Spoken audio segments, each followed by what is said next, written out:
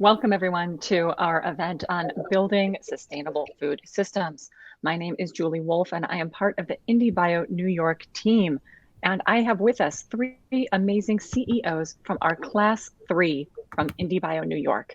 And today we are going to learn how their startups are helping to build new food systems to build a more sustainable and environmentally friendly world.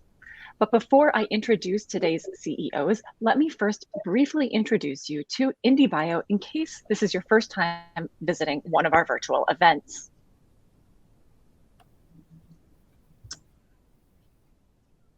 Yep, and I will share my screen here. Let me tell you that IndieBio is the world's greatest biotech startup development program. I hope you can see that. There we go. We help biotech startups to grow faster, and we do this as part of the SOSV family, with SOSV being our parent VC firm. What do? We work with scientists who have very deep technology knowledge, expertise in the various sectors, as you'll hear today, and we help turn them into entrepreneurs.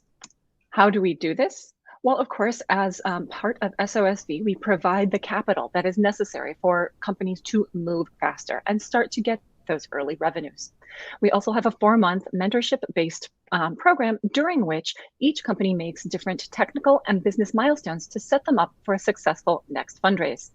And finally, we provide rent-free lab space in which the startups can make those technical milestones. We are always looking for the next frontier technology, and if this sounds like something that you would enjoy with your startup, our application takes just a few minutes and is at indiebio.co/apply. Now, the companies that we invest in are across the entire rainbow of biotechnology, from microbiome to computational to therapeutics, and as you'll see today, we have a number of wonderful food technology startups. However, if you are interested in learning about some of the additional startups in our class 3, I invite you to our demo day, which is happening in 2 short weeks in the same space on Hopin, where we'll spend an hour learning about each of the amazing technologies that will change our world in the years to come. I believe that my colleague Kayla is going to drop the link. If you're in the audience and haven't signed up, I hope to see you there. If you want another second sneak peek at our startup founders, we will have another event next week introducing startup founders who are working in the infrastructure of whatever their various sector is in a B2B type of model. But I invite you now to listen to today's format. A quick word before I introduce the CEOs. We are going to first hear the pitches from our startups so you have a sense of what it is that they're building. Then we'll have a moderated panel, which should end sometime around 12:45 or 12:50, at which point all of the panelists are going to jump into the networking space. So we have the opportunity to answer your questions directly in a face-to-face scenario. And so with that, I'd like to first introduce our CEOs. We have Meir Wachs from Kyomei. Hi, Meir. Nice to see you. Joining us all the way from the UK. We have from Bousque Foods, Isabella Iglesias-Musachio. Hi, Isabella. Hey, Julie, how you doing? And we have Betty Tang, CEO of Upright, and thank you very much for joining us, Betty. Hi, really glad to be here. So we're going to start with an introduction to each of our companies, and I'll invite you, Betty, to start first by introducing us to Upright. When you are ready, the floor is yours. Perfect, thank you. Let me share my screen. Give me a thumbs up if that is working right now.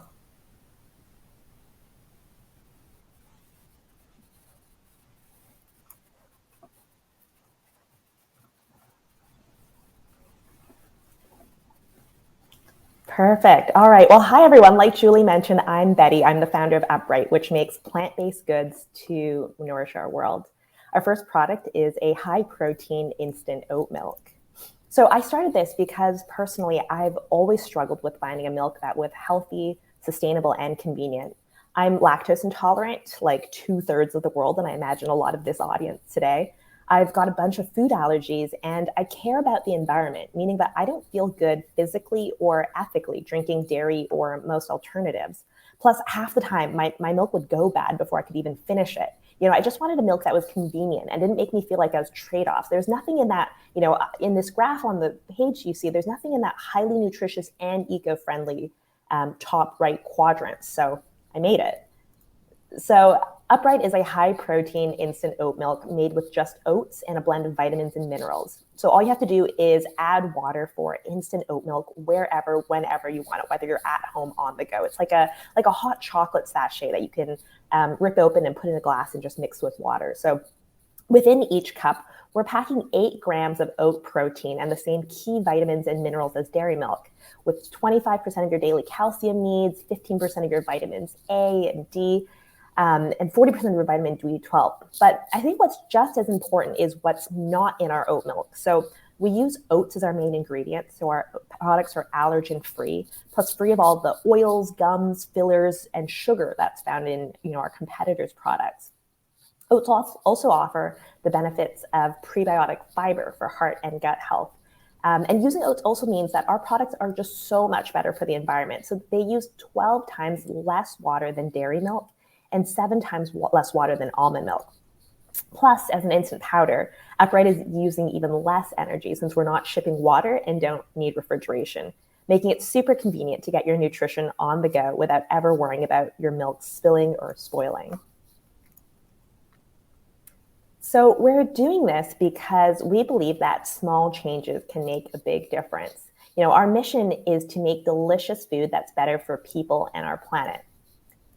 And we're starting with oat milk because it can create such a big difference. So just by replacing one single cup of dairy milk, replacing that with oat milk, you are saving 39 gallons of water, 19 square feet of land, and over a pound of carbon emissions. And our instant product's even better since, like I mentioned, we're not shipping water and we don't require refrigeration, meaning it's a lot less energy and a lot less carbon that gets emitted in that process. But beyond the environmental impact that we see, it's also a huge opportunity. So as a plant-based dairy analog, we're going after a $64 billion market in the US alone. Oatly is the market leader in this space. They IPO'd last year, and while its stock prices moved around a bit, it's still trading at like 8 times sales. So it just illustrates the huge growth in this category as consumers are increasingly shifting their diets towards plant-based alternatives. So to bring our product to market, we've developed a trade secret recipe with food scientists and pediatricians from leading institutions, including from Harvard and Yale. And we've gotten feedback at every step of the way from potential customers and pediatricians. So we're confident that consumers want what we're making. We've talked to over 2,000 customers through interviews, focus groups, surveys, and taste test samplings. We're running a crowdfunding campaign right now. We've gotten over 1,000 other people actually who have backed our idea. And we've also talked to a number of pediatric specialists and generalists to make sure that this is something that they would recommend to their patients, so the families and kids that they serve. And so there's a few quotes on this page here that show some of the feedback we've gotten. So people love that it's really environmentally sustainable, it's delicious and portable, and it's packed with nutrition and goodness and easy to take on the go. So through our research, we've also really been careful to understand who our competition is and how we stand out as the only instant oat milk with 8 grams of allergen-free protein per cup. This is double or more the protein of our competitors while staying at a similar price point and offering way more convenience to our instant powder. And again, we stand out as the only oat milk with as nutritious dairy with the backing of pediatricians.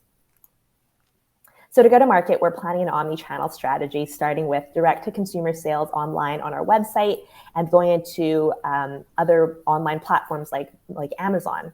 And we've already pre-sold actually over 4,000 units. And so, going forward then, we plan to sell through distributors and retailers. And so we've already created some partnerships with these wholesalers and distributors serving over 200,000 stores around the US.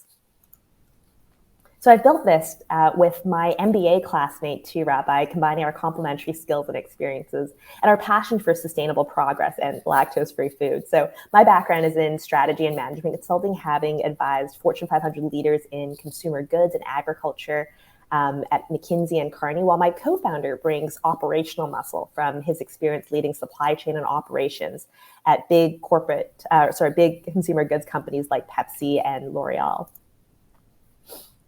We're also supported by an incredible team of industry mentors, food scientists, and pediatricians.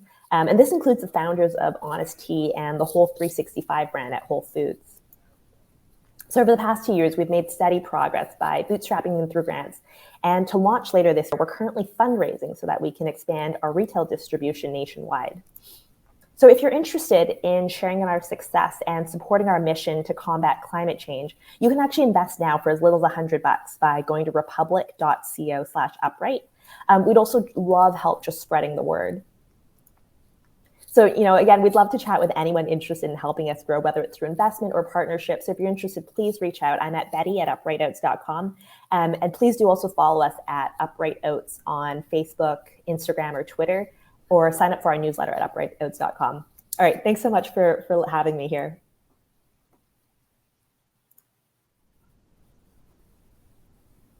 Excellent. Thank you so much for a great overview of Upright, Betty. I have a couple of questions, but I'll save those for the moderated panel. Next, I would like to introduce the CEO of Bousque Foods, Isabella. Isabella, when you are ready, the floor is yours to introduce us to the products and the movement that you are building at your startup. Great. Just let me know if you can see my presentation. Is everything, maybe I'll get it.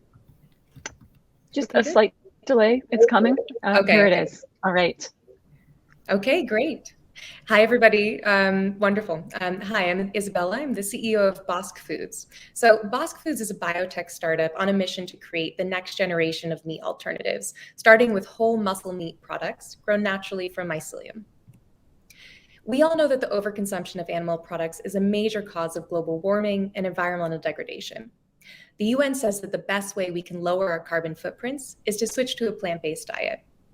Nevertheless, as people move from low income to middle class, it's projected that there will be a 73% increase in global meat demand by 2050. Now, plant-based companies have been racing to face this challenge for decades. However, there are still major disadvantages to today's current options. First, today's meat alternatives are mostly burgers, sausages, and nuggets, but there are barely any whole muscle products. Next, plant-based meats are perceived by consumers as being ultra-processed and not necessarily healthy. And it's true. Consumers are compromising on products that are packed with synthetic chemicals, additives, and even fillers. So we asked ourselves, wouldn't it be great if there were a more natural way to create better alternatives for consumers? Well, there is. At Bousque Foods, we are using biomass fermentation to create whole cut meat alternatives like chicken and pork cutlets grown from mycelium. The products you see here are made from our freshly harvested pure mycelium, completely unprocessed, simply marinated in oils and spices and cooked up for a tasty meal.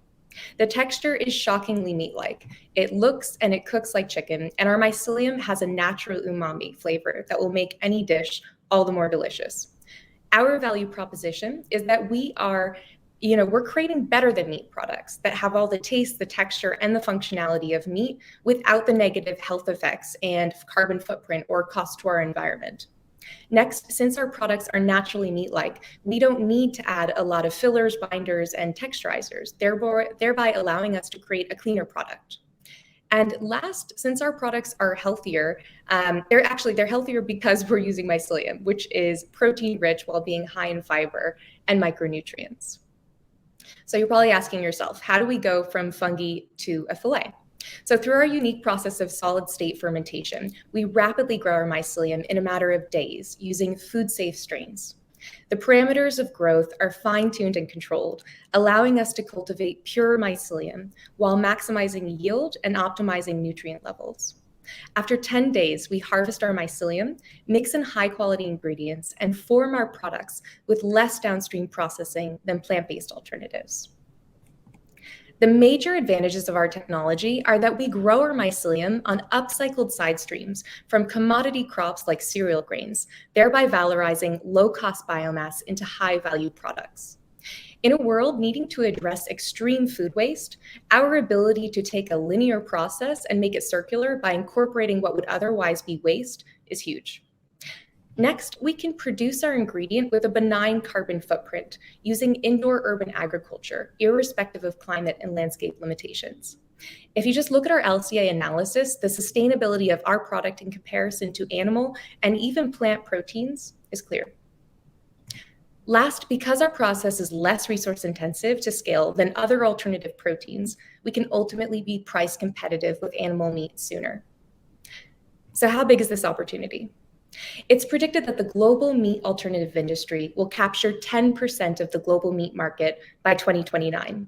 And whole cuts are the highest margin and most desirable segment of the $748 billion global meat market.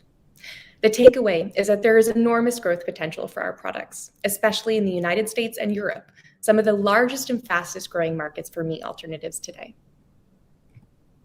So there are a handful of other fungi-based whole cut brands in the space. However, of the key players, not a single one is making chicken and pork fillets using solid-state fermentation. And even at scale, those making other products will still only have production capacity equal to a drop in the bucket of the total market opportunity. The point is that the field is nascent worldwide, and there is room for more players.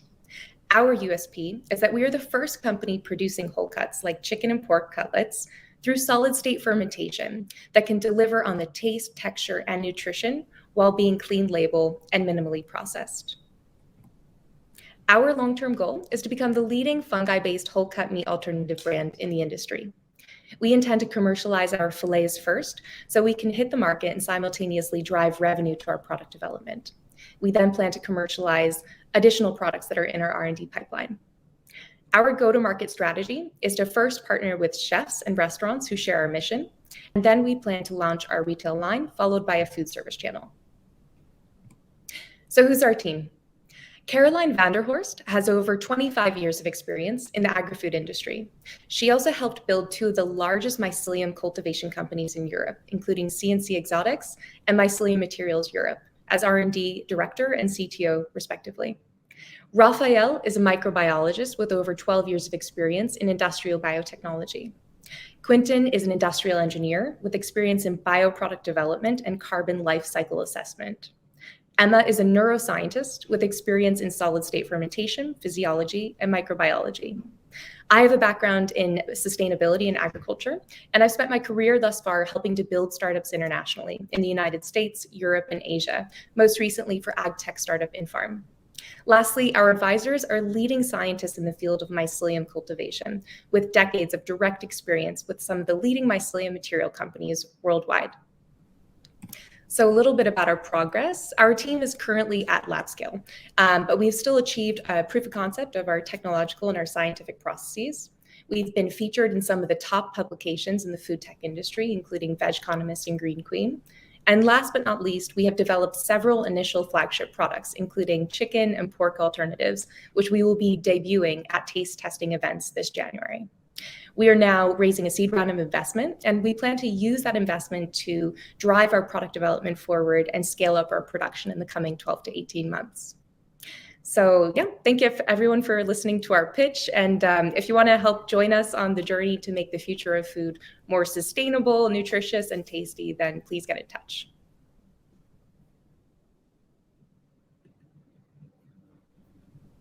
Excellent overview of Bousque Foods, Isabella, and I'm sure many of our audience members hope that they can someday taste some of those delicious looking products that you demonstrated. Now, I would like to introduce our third speaker today, Meir Wachs of Kyomei, to give us an overview of how they are changing the taste of many different plant-based proteins. So, Meir, when you are ready, please, we look forward to your pitch. Thank you, Julie. Can you hear me? Mm-hmm. Perfect. And thank you, Isabella and Betty, for awesome presentations. So my name is Meir. I'm CEO of Kyomei, and we make meat proteins inside of plants.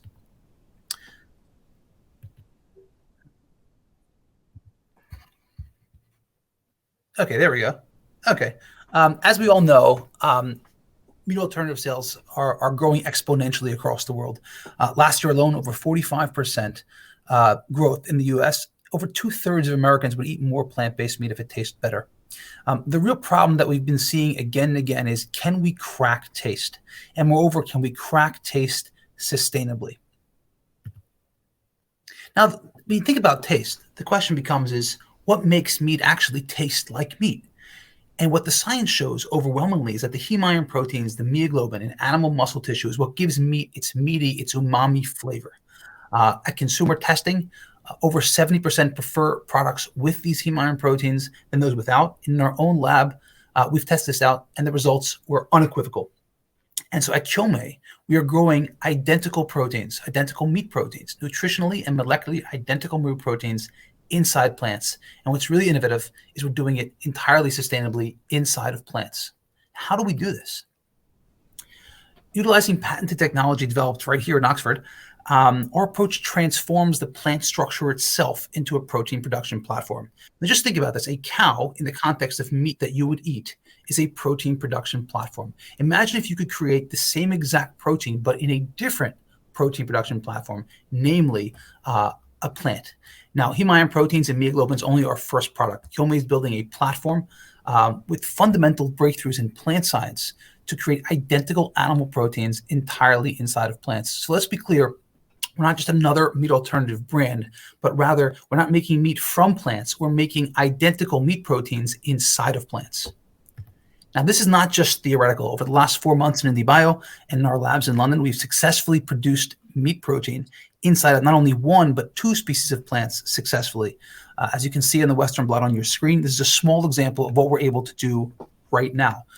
If you can see a little bit clearer, this is beef myoglobin that is directly, that has been expressed inside the leaves of plants in our labs that are growing at this very, very moment. We are taking our platform and our first product into a rapidly growing market. Meat alternative sales estimated to grow to over $140 billion by 2030 and growing in the US exponentially. Now let's just think about this. This is arguably the biggest disruption in the food space in decades. And this is the reason why so many people are coming into this space. But to realize this growth, there are a number of challenges. A little bit on the industry landscape. In the beginning, you had the old bean-based, plant-based burgers. Weren't the exact same taste and color as meat, weren't necessarily carbon efficient, but they were cost efficient to scale. And then you had fermentation, which wasn't, again, it was better, but wasn't quite the exact same taste and color as meat. It was a little better on the sustainability side, not so cost efficient to scale in terms of CapEx. And then you had cell-based meat. It is the exact same taste and color as meat. Not really carbon negative, and certainly not cost efficient to scale. With the rise of molecular farming and Kyomei's approach, not only do we make the exact same taste and color as meat proteins, we do it in an entirely sustainable way inside of plants. And perhaps most importantly, we're directly addressing the commercial challenges of cost. A little on our business model, we see ourselves integrating into already existing supply chains, already existing and established supply chains. You have companies like Chipotle and Taco Bell who are increasingly making their own plant-based or alternative meat products. At the same time, you have ingredient companies like Kerry and Ingredion and CPG companies like Kellogg's and Nestle increasingly looking to improve their own formulations and products.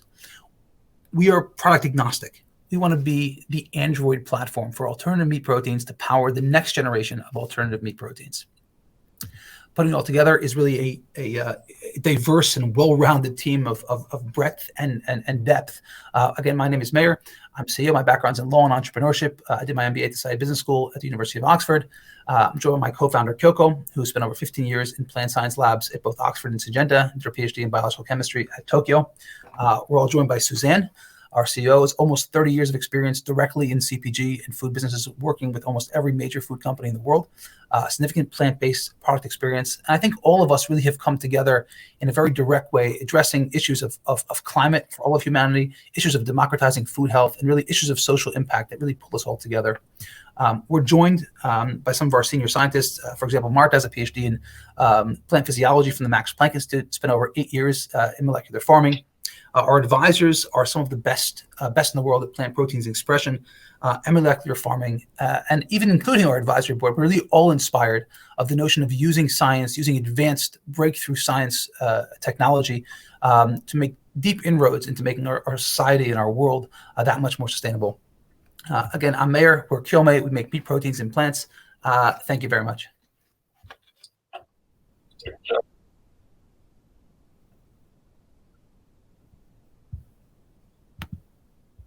Excellent. Well, thank you for that overview of Kyomei, Meir. And thank you to all three of our CEOs. I think that was an excellent overview of the types of companies and technologies that we like to work with at IndieBio. Now, this type of panel is extremely motivational, I think, not only for me and hopefully for you guys, but also for our audience, because we all recognize that this type of technology is being motivated by the climate crisis. All three of you in your pitches mentioned that you have a more sustainable product. And I believe that our food systems will become much more sustainable and less draining on the resources, the precious resources of water and land that we have when your products are available. My question, with that long preamble, is how did you recognize that a biotech startup opportunity was one way to address this climate crisis and the food systems that are contributing to some of the climate crisis problems that we have? And I'll turn first to you, Isabella, because I know this is something that you and I have spoken at length, at IndieBio. And so maybe you could kick us off with what your insight was in terms of the opportunity to use startup to address this problem.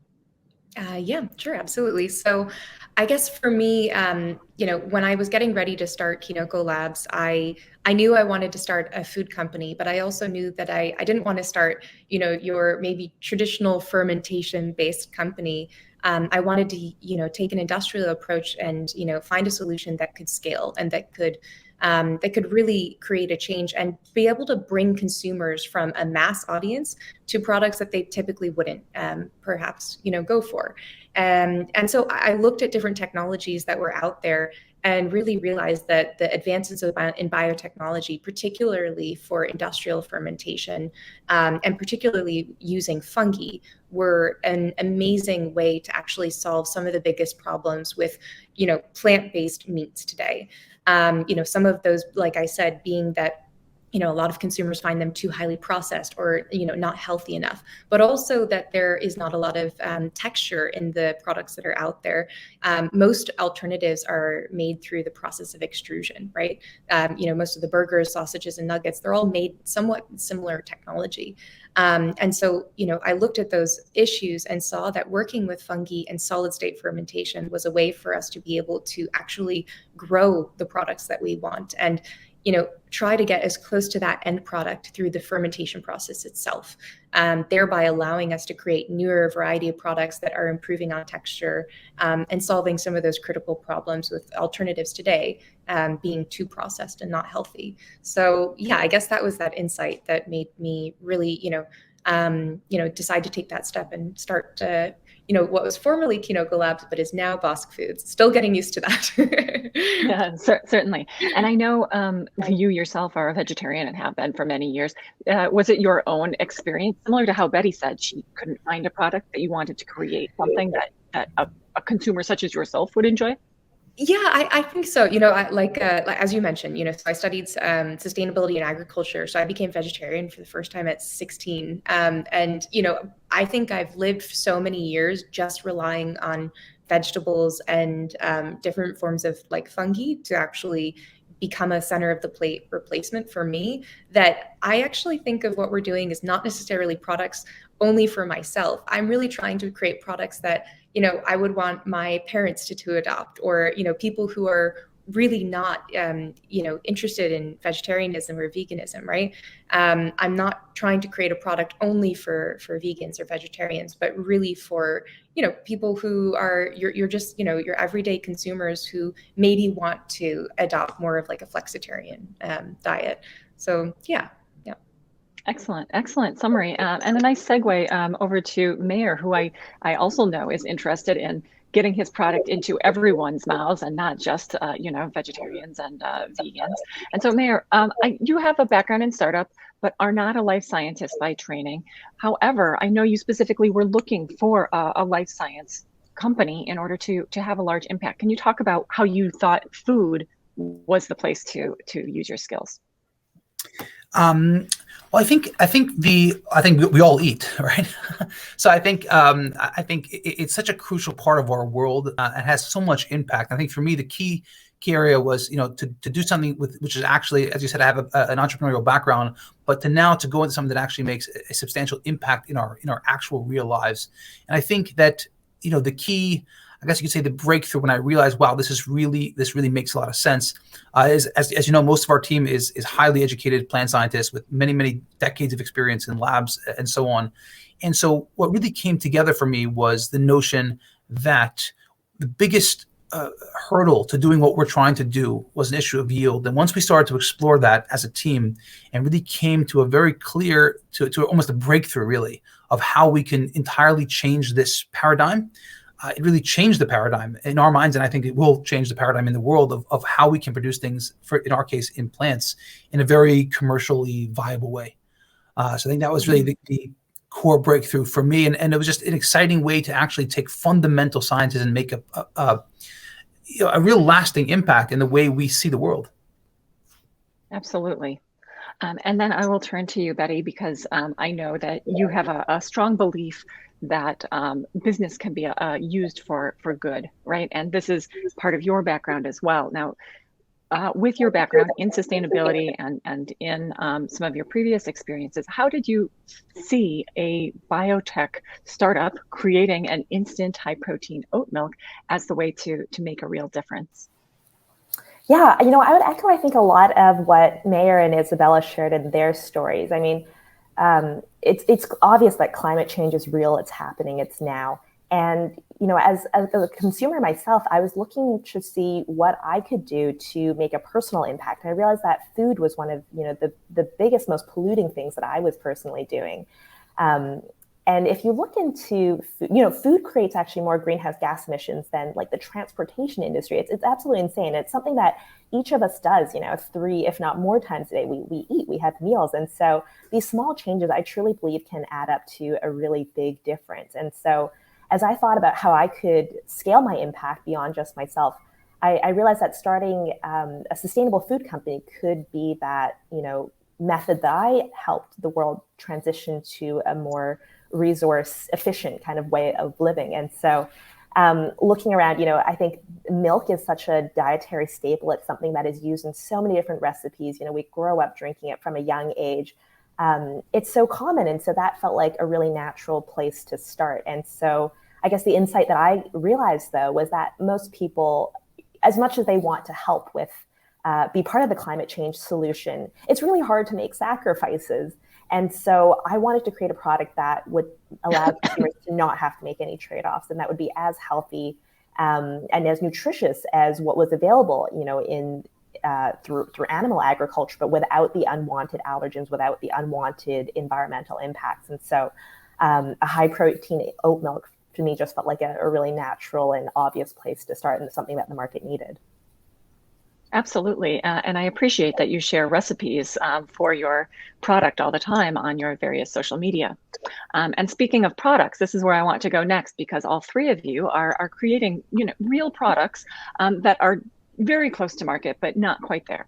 And I think actually the order in which you presented Upright, Bosque, and Kyomei are probably the order in which these products will come to market. So let me ask, what is your go-to-market strategy, and how are you going to expand on that? And when are we going to be able to buy the things that are created using technology, starting with you, Betty? Sure, yeah. So we're really close right now, actually, to going to market. Our ingredients just made it to our manufacturer, and we're in the middle of finalizing our packaging right now and having that shipped over as well. So I think in the next, 6 to 8 weeks, we should be able to start shipping out to consumers who have already pre-ordered our product online. So direct to consumers, where we think is the best place for us to start, then moving on to other online marketplaces like Amazon and Thrive before going into retail. And then ultimately, I think for all of our companies, scale is what's going to really make that impact.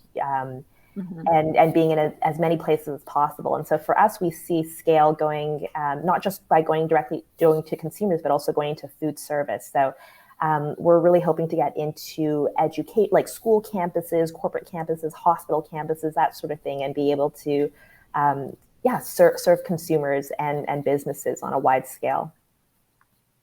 Wonderful. Well, I can't wait. And next to you, Isabella, you showed us a couple of different delicious looking prototypes in your deck. Could clearly see that it reacted, you could cook it very similar to the way that one would cook, animal meat. And I wonder what are you starting with? When will that be available? And what do you plan to expand into? Yeah, absolutely. So we are currently working with two different prototypes. So we have a chicken and a pork cutlet. And those, our breakthrough in the last couple of months while we were at IndieBio was that we were able to finally cultivate our edible strains. And essentially now we have taste testable product. Previously, we were working more with medicinal. And so, at the end of January, as I mentioned, and into February as well, we're going to be doing taste testing events. So there will be, some lucky people, particularly the IndieBio team, who will get the first taste tests of our product pretty soon. And after that, the next 12 to 18 months for us look like essentially, working on our product development to improve those products and also working to scale up our production. We want to be able to go into our pilot production at the end of that 12 to 18 month period. So there's a lot of work that we have to do to get there. And one thing that is really important in terms of our go-to-market strategy is that we want to find, chefs, and we already have. We have, a few who are in already discussion with, but we want to find chefs who are evangelists who really, share the same, mission and mindset, and who are thought leaders in gastronomy, and the same mission of sustainability. And we want to work with them to essentially be testing our products and helping us refine them. So essentially creating a feedback loop into our product development over the next 12 to 18 months. And it's through those types of partnerships that we will be essentially testing the market. It's kind of like a soft way of entering the market, but not going directly into sales, more really using that as a way to have our product be chef approved. After that, we plan to be launching our first channel, which is going to be supermarket retailers. We want to have a CPG product that consumers can actually find on their shelves.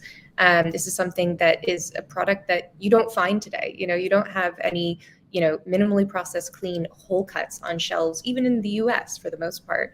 A lot of the ones that are there, they're plant-based or they're highly processed. So we want to be able to give consumers a chance to choose, better products for themselves. And then you also had a second question. What was that? Oh, so what will those products be? You had mentioned several different types. Is it going to be the chicken breast substitute, or you said pork? Just wondering how you're going to expand your product line.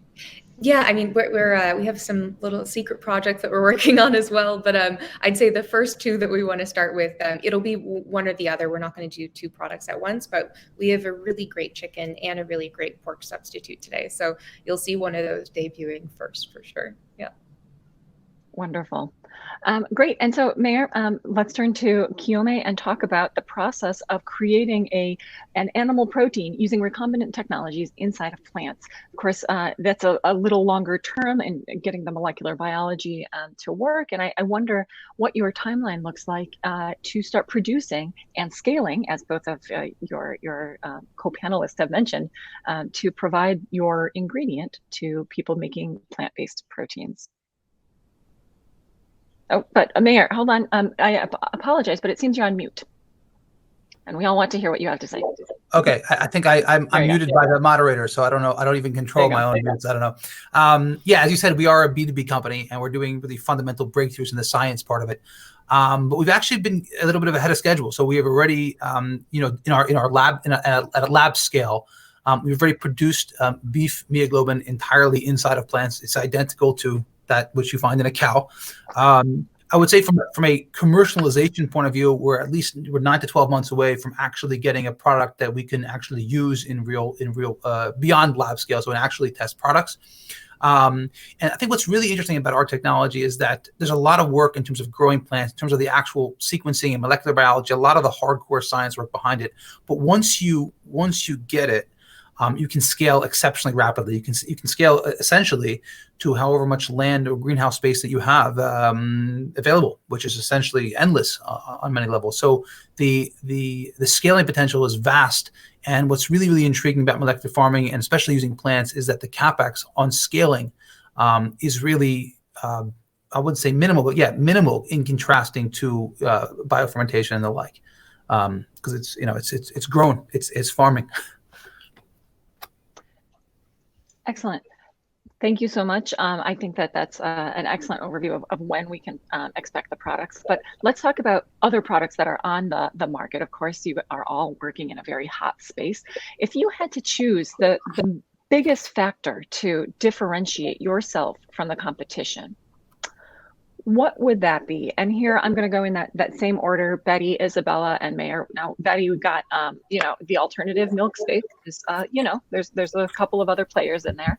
What do you think is the biggest differentiator for Upright specifically? And I know you've got a number of different differentiators, so I'm just wondering what you think is the huge value proposition here. Yeah, I really think it's our high protein content. Each cup packs 8 grams of oat protein, and looking at all the other plant-based milks out there, the vast majority only offer 1 or 2 grams of protein at most. And the ones that do offer more protein are using, plant proteins that a lot of people have allergies to. Tons of people have nut allergies or soy allergies, legume allergies. It's super interesting that I find that there's an increasing number of people realizing that they have pea allergies, because now that we're using pea protein and everything, previously it was a whole plant that you were eating. And people didn't get these allergic reactions, but now that we're isolating it and eating in such a concentrated quantity, this is actually sparking a lot of health issues. And so, I've read about parents who are realizing their kids are going into anaphylactic shock because of these food allergies, which is really terrifying. And so that's why I think having a high protein milk alternative using oat protein is such a key differentiator, because oats are hypoallergenic, meaning that, they're safe for everyone to enjoy. And so you're going to be able to get the same nutritional profile that you want, compared to dairy milk, which is seen as the gold standard, but without, the unwanted lactose and allergens of other products out there. So I think that's our key differentiator. Wonderful. Thank you. And Isabella, at Bousque Foods, you're working on whole cut animal substitutes, meat substitutes. That's something that's not available at this very moment, but there are several others who are kind of working in that space. What do you think is the key differentiator for Bousque?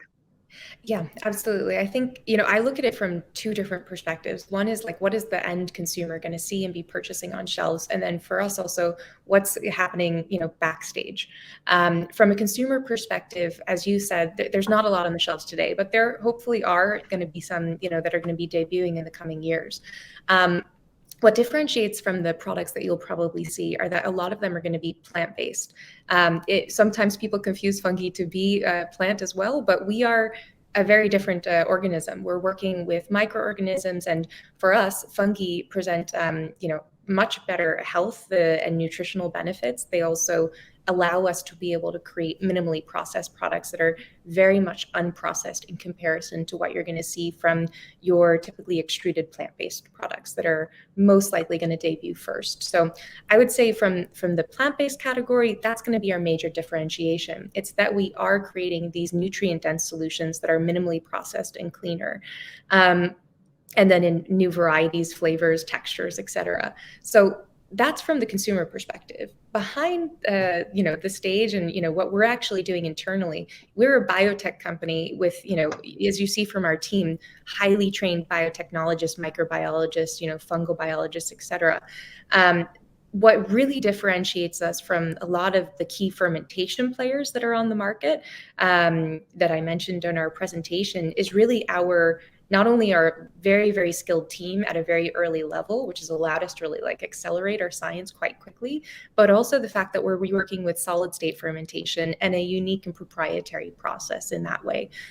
Most of the fermentation players that you'll see are working with either a liquid state or a surface fermentation process, which I'm getting very technical, but the difference is vast because essentially our key differentiation is that we can scale for much, much cheaper than a liquid or submerged fermentation process, which means that we can achieve better unit economics and essentially compete with animal protein and products better. So that's really the goal. Was we wanted to look at what's the best and most simple way to get to this end product, being able to help meat eaters convert to a more flexitarian diet, and that's really why we chose the process that we did.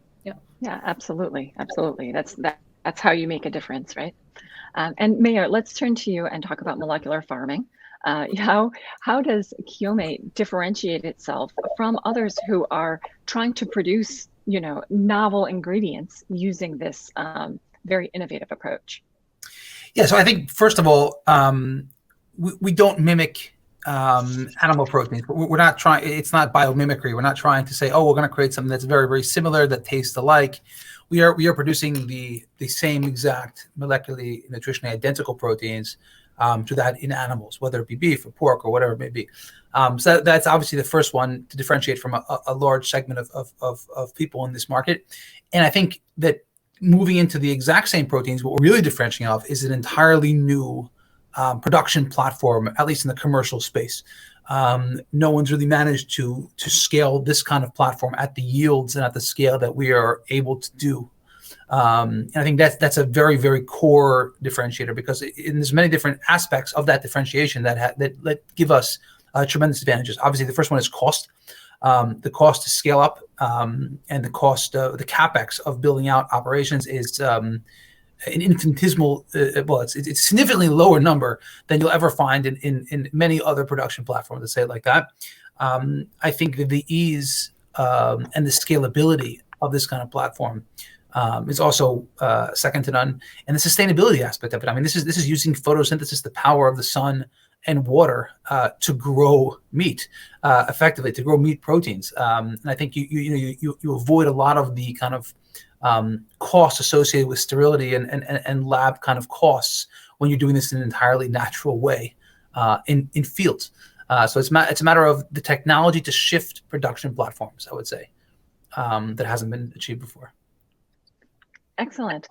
Now we are running close on time. I want to make sure we have time for that networking, but I also want to ask one quick round robin question about the most rewarding part of working in a food tech startup. Let's keep our answers short. Imagine you were tweeting this out and had 280 characters. I know that can be a challenge when there's so much reward to the job.